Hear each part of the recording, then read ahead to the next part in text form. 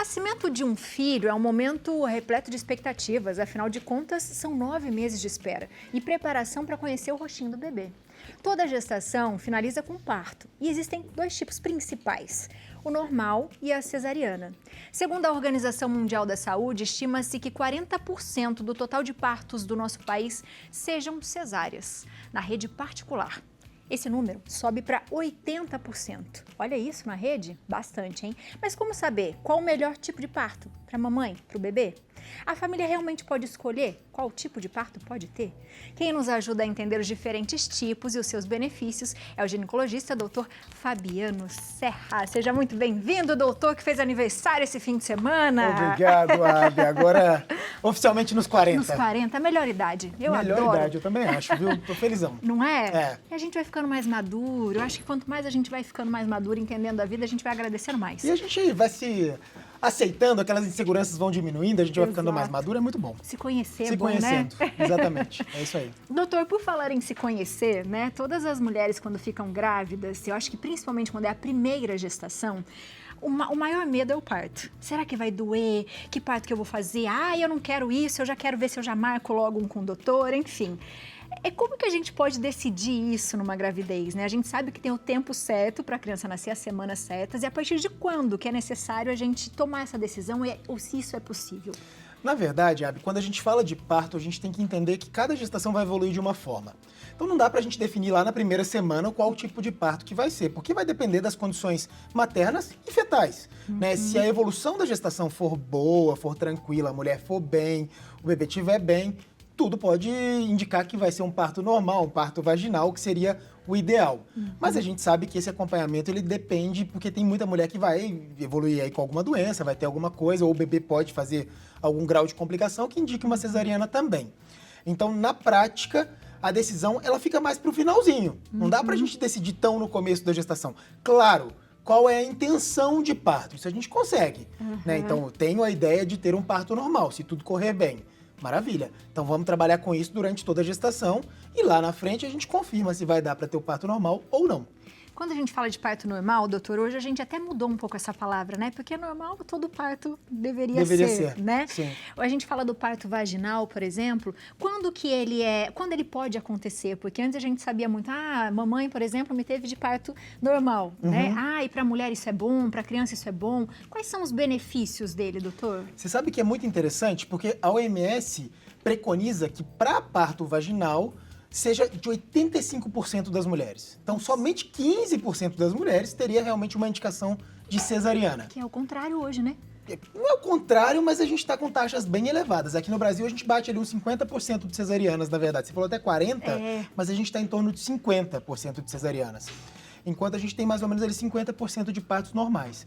Então, a gente está muito acima do que é preconizado pelo OMS. Porque, na verdade, a cesariana ela tem indicações formais, né? Então, existem algumas situações na obstetrícia que tem indicação de cesariana. Então, quando a placenta ela recobre todo o colo uterino, que aí se o colo dilatar, essa placenta vai descolar e aí esse bebê não pode nascer por baixo. Né? Existem outras situações, se o bebê tiver um sofrimento crônico, que a gente acha que ele não vai dar conta de suportar o trabalho de parto, que também é um trabalho para o bebê, a gente também indica cesariana. Mas se for uma situação de emergência para a mãe também, eventualmente a gente vai fazer cesariana também, priorizando a vida materna. Enfim, tem várias situações aí que a gente vai considerar isso. Mas a gente tem que lembrar que a maior parte dos partos daria para ser normal, daria para ser vaginal. E isso depende muito da posição do bebê? Se ele está com a posição correta, doutor, ou é possível mudar isso durante o trabalho de parto? Como funciona? Depende, Abel, olha que interessante. O neném que está cefálico, né, que está com a cabecinha para baixo, esse bebê, a princípio, pode ser parto vaginal tranquilamente. Agora, o bebê que está córnico, que ele está deitado lateralmente, esse bebê não nasce de parto vaginal. Não nasce, definitivamente. O bebê que está pélvico, ele nasce. A gente tem ainda um conceito no Brasil, e na maior parte do mundo, talvez, de que o neném que está sentadinho, com o bumbum para baixo, que seria o neném pélvico, esse bebê, teoricamente, nasceria de cesariana. Mas existem algumas coisas que a gente pode fazer nessas situações, que é tentar virar o bebê para a posição cefálica, e se não conseguir, dá até para ter parto pélvico. Mas ainda existe uma recomendação, inclusive, das sociedades de obstetrícia, de tudo, que o parto pélvico seja feito cesariana, tá? Não é regra, tá, gente? Então, assim, se você quer um parto vaginal procure um médico que consiga conduzir o parto pélvico ou normal, ou que faça o que a gente chama de versão cefálica externa. Então dá. Então a posição define sim. E não só o que a gente chama, na verdade, de apresentação, tá? Mas a posição da cabeça do bebê também influencia. Então, se a cabeça ela pode estar fletida, que é dobradinha assim, mas ela pode estar defletida. Dependendo do grau de deflexão, o neném também não nasce. Então, existem outras situações que também podem indicar também que aquele bebê não vai nascer por via baixa. E doutor, quando a gente fala de bolsa, que a bolsa estourou, isso significa que ela já está pronta para o parto ou existem partos que a bolsa estoura no parto, por exemplo? A maior parte das bolsas estouram durante o trabalho de parto, né? Então, só 10% dos partos vão ter aquela ruptura de bolsa fora do trabalho de parto. Então, a maioria realmente vai ser durante o trabalho de parto. Agora, é interessante dizer que quando rompeu, não significa necessariamente que está na hora do parto. A gente tem situações de prematuridade em que a bolsa se rompe e que a mulher permanece internada por semanas com a bolsa rota. Então isso é até mas a bolsa rompeu, não tem que nascer, não vai dar infecção, não vai... A gente monitora realmente o risco infeccioso, mas tem mulheres que passam 8 semanas com a bolsa rota ali, sendo acompanhada. Para quê? Porque o bebê intraútero na prematuridade é mais seguro do que ele do lado de fora. Então a gente pesa realmente risco-benefício do momento de resolver essa gestação. O parto vaginal, doutor, também é possível que tome algum medicamento, por exemplo, para dor, ou que faça alguma coisa específica para ajudar a mulher também na hora do parto ou não? Com certeza, Abi. Hoje a gente já sabe que a gente tem analgesia, né? E a analgesia é um dos meios de alívio da dor muito potentes. Então, eu até falo que, assim, você tem medo do parto ou você tem medo da dor? Esse é o grande ponto, né? Se for medo da dor, hoje existe analgesia. Então, assim, não é que não vai sentir nada de dor. Porque na hora que as contrações começam, isso é um pouco doloroso mesmo, não tá? É indiscutível isso. Mas o momento em que a dor estaria super forte, que seria aquela dor praticamente insuportável, a mulher pode receber analgesia. Né? Então, e esse alívio da dor, ele é praticamente completo, né? Assim, no finalzinho, talvez vai sentir um pouquinho, porque a gente precisa também que ela tenha uma noção da força que ela precisa fazer para o neném nascer. Boa. Né? Mas hoje o alívio da dor, ele é preconizado, inclusive. A gente sabe, você que está no SUS, a gente sabe que isso não é tão acessível para todo mundo ainda, infelizmente. Mas é uma luta, as secretarias estaduais, municipais, todo mundo tem lutado aí, buscado melhorar isso. Mas a gente tem uma grande dificuldade mesmo, porque a gente precisa de mais anestesistas na rede, é um parto que eventualmente vai precisar demandar, leva o paciente para uma sala, faz analgesia, volta, enfim, isso tem uma logística maior que a gente está melhorando, a gente vê melhora progressiva, mas lenta. Mais lento. Léo, tem uma perguntinha para você. Isso. Doutor, eu queria que você falasse um pouquinho sobre o termo do parto humanizado. Que muito termo bom. é esse utilizado hoje? E se falar também se a mãe fez cesárea uma vez, numa outra gestação, precisa ser cesárea ou é possível também ser o parto normal, vaginal? O Léo aí, ó. Tá entendendo tudo. Manjando tudo, doutor. Manja tudo de parto, cara. Muito bom. Vamos lá. A primeira pergunta que ele fez é muito importante. O que significa humanização do parto? Humanização significa tratar as pessoas com respeito. Nada além disso. Então, humanização é um termo que se fala muito hoje, mas que, a princípio, nunca deveria ter deixado de existir, Exatamente. se é que deixou de existir Quando em algumas deixamos situações, de ser humanos, né, Quando doutor? deixamos de ser humanos, né? Então, assim, no final das contas, a gente entende que o parto, ele sofreu muitas intervenções, porque a gente saiu de uma sociedade em que os partos eram feitos em casa, por parteiras, e que tinham muitas complicações mesmo. Desses partos foram todos para dentro do hospital com grande invasibilidade. Então, a mulher era completamente invadida durante o ato de parir. E depois, agora a gente está chegando nesse equilíbrio, né? Então, humanização é trazer as boas práticas da assistência obstétrica para o parto. Então, é basicamente isso. Então, é respeitar as decisões da mulher, é pedir consentimento de todo procedimento que a gente precisa eventualmente fazer, é se basear na literatura e nas evidências científicas para tomar alguma conduta realmente. Isso é humanização do parto, né? É analgesiar a paciente quando ela estiver com muita dor. Isso é humanizar. Humanizar é trazer conforto, ser respeitoso e humanização diz sobre isso. Sobre ter um parto normal após uma cesariana. Pode sim. Inclusive, a gente gosta bastante. Eu recebo bastante no consultório, às vezes, pacientes que tiveram uma experiência meio ruim num parto anterior. Eu recebo essa paciente porque ela quer um parto normal. E é muito possível, tá, gente? As taxas de complicações, a depender desse parto, elas são pequenas. Não tem grandes problemas. Então, se você teve uma cesárea anterior e tem desejo de ter um parto normal, é possível. E doutor, quando a gente fala de parto induzido ou cesariana eletiva, o que a gente está falando? Vamos lá. Parto induzido, Abi, é aquele parto em que a mulher não está em trabalho de parto, né? Então ela não começou a ter contração ainda, o colo não começou a dilatar, mas a gente precisa finalizar a gestação, por alguma razão. Chegou no limite da gestação, em que a gente começa a ter risco ali pro bebê, ou tem alguma doença materna que a gente precisa resolver a gestação, mas que não precisa ser uma super emergência, eu não preciso fazer uma cesariana, eu posso eventualmente induzir para um parto normal. Existem indicações, por exemplo, pacientes que romperam bolsa. O risco infeccioso é maior, então a gente opta e prefere também a indução do parto. Então, induzir o parto não tenho contrações, meu colo não está dilatando, eu vou colocar remédios para fazer com que entre em trabalho de parto. Isso é indução do parto. Então, a gente estimula um parto normal. E a outra pergunta? Cesariana eletiva. Cesariana eletiva. É quando a mulher, por opção, ela decide ter uma cesariana. E ela pode fazer isso, Ela doutor? pode. A mulher tem autonomia sobre o corpo dela e ela pode decidir pela cesariana. Só que tem um detalhe. Ela não pode pedir a cesariana antes de 39 semanas, se não tiver indicação. Então, nenhum médico vai te obedecer, vai te respeitar na sua decisão, se essa decisão for muito precoce. Porque também a gente não pode incutir um risco no bebê por um desejo materno, porque está cansado ou por qualquer outra coisa, infelizmente, né? Então, a gente não faz cesarianas antes de 39 semanas sem indicação. Boa. Perguntinha de WhatsApp. Temos uma perguntinha para o doutor Andréa Maria de Trindade, Goiás. Um beijo para Trindade aí. Doutor, até qual semana de gestação o bebê tende a ficar na posição mais favorável ou ao parto normal? Ou não tem nada disso? Obrigado, André, pela pergunta. Tem, Andréia. Olha que interessante. Tem sim. Mais ou menos ali na 34ª semana de gestação, tá? Que é ali já no finalzinho mesmo. É quando o bebê praticamente se estabiliza. Não vou dizer que é 100% dos bebês, mas a maioria deles, naquela apresentação que ele tiver, naquela posição que ele tiver ali no finalzinho, vai ser aquela posição do final do parto, né? Então, com 34 semanas, se o neném tá sentado, as chances dele permanecer sentado são grandes, né? E se ele estiver com a cabecinha para baixo, a chance dele permanecer com a cabecinha para baixo também é grande. Mas eu sempre oriento uma coisa, se vai ser um agendamento de cesárea, por exemplo, por uma apresentação pélvica, o neném tá sentado. No SUS, muitas vezes, o que a gente orienta? Às vezes a paciente quer parto normal, etc e tal, e a gente agenda a cesárea por o neném tá sentado. A gente sempre orienta nesses casos que se ela chegar na maternidade e o bebê estiver virado, porque acontece.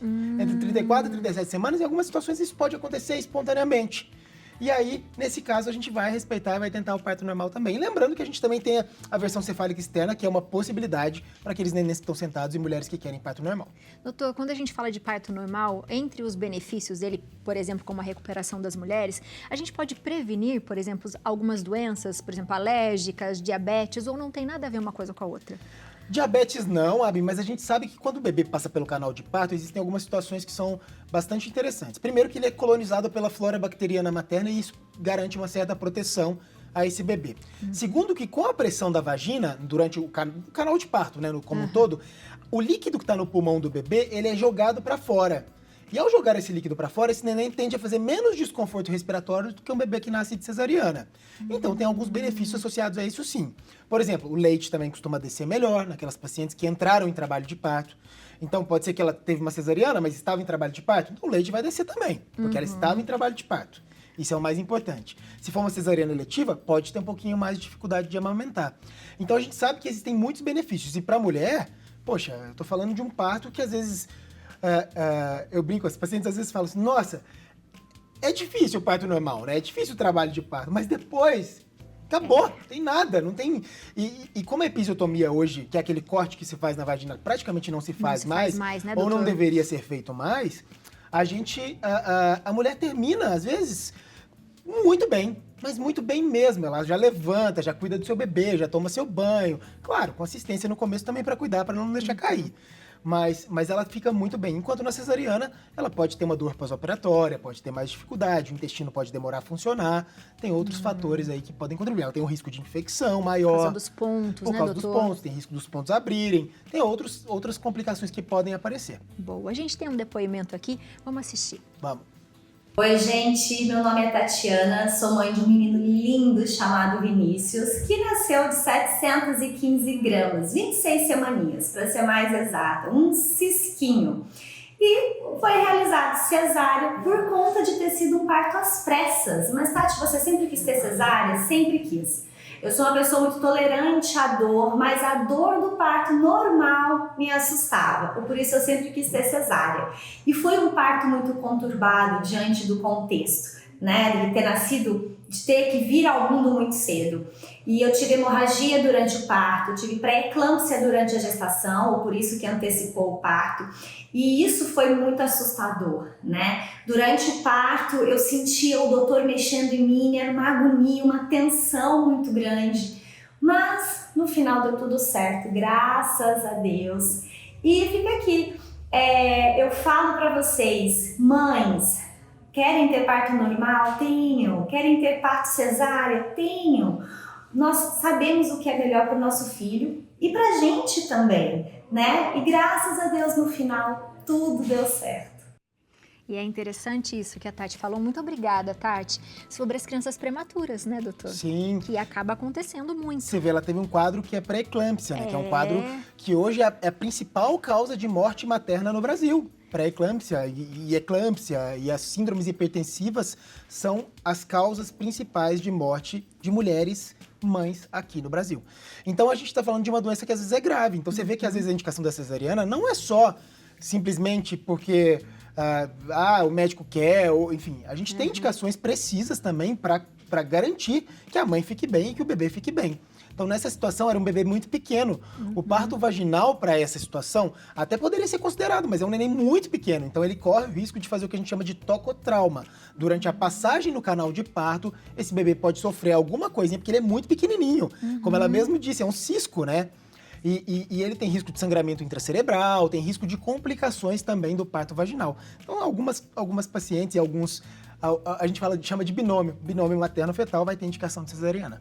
Por isso, mulheres, assim, tenham aquela conversa muito especial com o seu médico, né, certeza. doutor? Aquela intimidade, fale os seus anseios, as suas dúvidas, partilhe isso com o médico, porque ele sempre vai saber o melhor caminho, né, doutor? E a gente sabe que às vezes a gente quer uma coisa e nem sempre acontece como a gente quer, mas acontece o que precisa acontecer. Então, mas isso aí é eu quero até importante. dar uma dica, Abi, para quem está assistindo a gente. Se você tem desejo de parto normal, descubra também se o médico que você está passando faz partos normais. Né? Porque às vezes vai cair num médico que não necessariamente ele é um médico que faz muitos partos normais, que acompanha partos normais, né? Então, precisa entender isso também e conhecer, perguntar de outras pessoas que já vieram dali da situação para saber se ali é a melhor escolha, o melhor caminho para você também. Com certeza. Né, Abi? Eu acho que é importante dizer isso. E sobre a Tati falou um negócio que me chamou atenção. Você viu que ela tem medo da dor do parto. Sim. Né? Então, isso sempre me chama atenção, porque, na verdade, no passado, as nossas avós eram submetidas a partos muito traumáticos. E isso veio chegando para todas as nossas gerações atuais como um grande problema, como um grande medo, né? Exato. Então, converse sobre a possibilidade de analgesia também. Às vezes, se seu medo é só a dor, eventualmente você vai conseguir superar isso aí de uma forma tranquila. Lembrando que o parto normal, ele é muito melhor, mas você será respeitada na sua decisão, independentemente de qual seja. Doutor, muito obrigada. Seja Obrigado, sempre Abi. bem-vindo à nossa casa. Obrigado. Feliz desaniversário. Obrigado. Quarentei, agora eu sou um coroa. Tá chique, tá lindíssimo. Você de casa aproveita para seguir o doutor na internet, @Dr. Fabiano Serra, YouTube Dr. Fabiano Elisei Serra e o site doutordrfabianoserra.com.br. Um beijo para você. Obrigado, doutor. pessoal do Santa